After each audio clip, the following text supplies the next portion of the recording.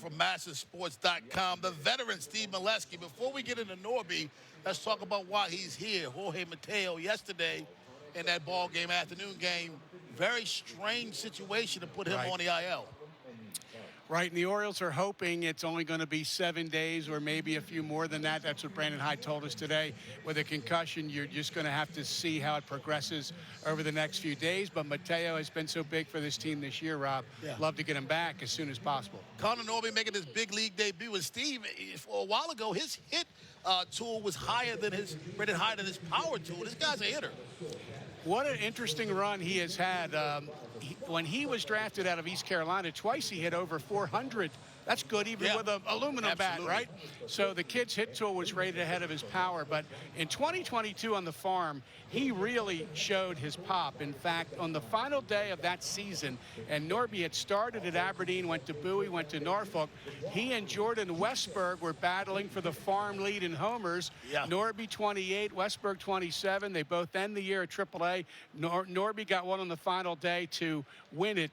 That 2022 season, Rob, on the farm, saw Gunnar win National Player of the Year, Baseball America, saw Westberg win the Orioles Player of the Year, and Norby hit 29 homers. So this kid has really done well with his pop and his hit tool, hitting nearly 300 this year at AAA.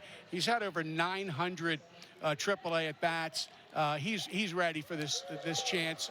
And he's getting it. He's played a lot of outfield this year, ironically. Yeah, I want to ask about that, his versatility. Yeah, they're trying to expand his horizons, and that could be very good for the resume. You know, Orioles love defensive versatility, and if you're not an everyday player, it's nice to be able to have glove will travel to a couple spots. We may not see him in the outfield a lot here, right? Because he's here to take second base at the moment while Mateo is out. But 22, man, the pop really came for Norby. You know, here in Toronto, people talking so much about the Orioles prospects and how they panned out. Here we are yet again with another top prospect being called up by the Birds. It seems to be a never-ending stream of talent for the Oriole farm system. They have a very good major league roster. They have a very good major league record, and they have the #1 farm. So it's so exciting. And Norby was telling us today, he was asked, how did you stay so patient? You had such a long wait to get here. And he said the other young guys, we pump each other up. They support each other so well. The Orioles have done a beautiful job, Rob, of not only getting a lot of young talent, but getting a lot of players of high character. Yeah. They like each other. They root for each other. When someone gets called up that's not them, they're excited for that guy, you know? And it's sincere. It's real. You and I see it every day in there, and we see the relationship these young players have. And I think for Norby, when he walks into that clubhouse today, sure, he's very nervous. This is a day like he'll never have in his life, in his baseball career. But he looks around, he sees friends everywhere. So that's got to be good for him. You talk about friends. Stowers came 4 or 5 lockers down to sit with him. Orioles right now, last year they won 101 games. That's going 32-20 against the AL East. This year, 11-4 against the AL East.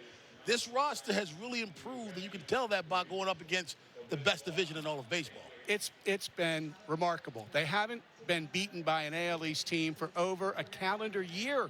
I mean, Rob, a couple years ago, they finished 61 out in this division. 61 games out. And now they're on top of it. And as you said, 32-20 last year, 11-4 this year. It's so impressive.